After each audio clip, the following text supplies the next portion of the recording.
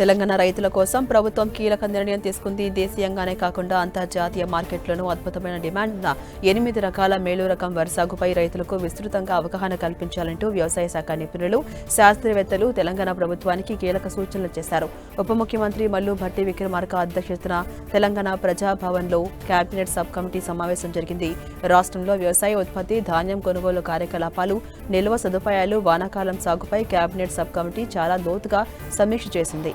ఇక రైతులకు లాభదాయకం, ఎగుమతులకు అనుకూలమైన BPT 5204, Telangana Sona KNM 1638, Jai Shriram, HMT, WGL 962, WGL 44, JGL 1798 ఈ 8 రకాల వంగడాలను రైతులు పెద్ద ఎత్తున సాగు చేసుకునేలా ప్రభుత్వం ప్రత్యేక చర్యలు తీసుకోవాలని నిపుణులు సూచించారు. ఈ ప్రత్యేక 8 రకాల వంగడాలను సాగు చేయడం వల్ల రైతులకు మార్కెట్లో తిరుగులేని డిమాండ్ లభిస్తుందని అగ్రికల్చర్ యూనివర్సిటీ శాస్త్రవేత్తలు, వ్యవసాయ రంగ నిపుణులు ప్రభుత్వానికి వివరించారు.